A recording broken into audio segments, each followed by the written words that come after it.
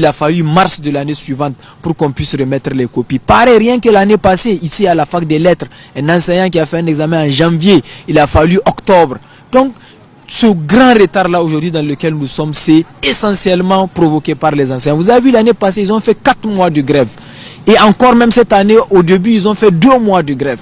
Donc vraiment, il faut que notre université retrouve ses lettres de noblesse.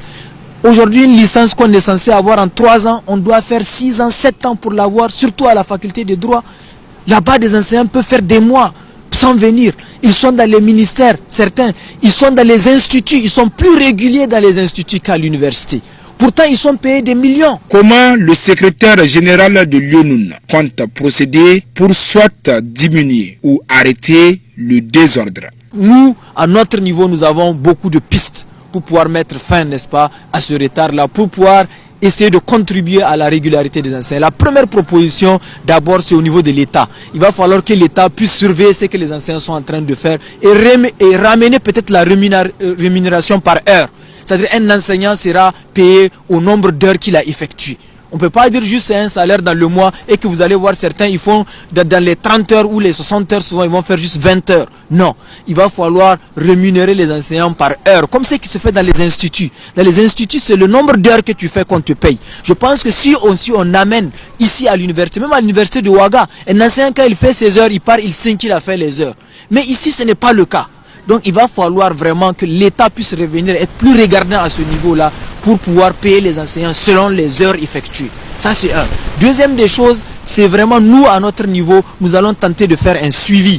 Nous allons activer tous nos délégués par section pour qu'ils puissent surveiller quel enseignant vient, lequel ne vient pas, pour qu'ils puissent nous transmettre son nom. Et nous allons prendre ces noms-là pour les transmettre au rectorat. Parce qu'on a constaté que ni le rectorat, ni le décanat ne veulent, n'est-ce pas, surveiller les enseignants. Parce que souvent, ce sont ces enseignants-là qui contribuent à leur élection au rectorat ou au décanat. C'est pour cela qu'ils n'arrivent pas à les imposer un comportement. Mais nous, en tant que les premiers concernés, nous allons mener des investigations. Nous allons demander à nos délégués de recenser. Et ce que nous allons constater, nous allons l'envoyer au rectorat, nous allons l'envoyer au ministère, nous allons l'envoyer à la primature.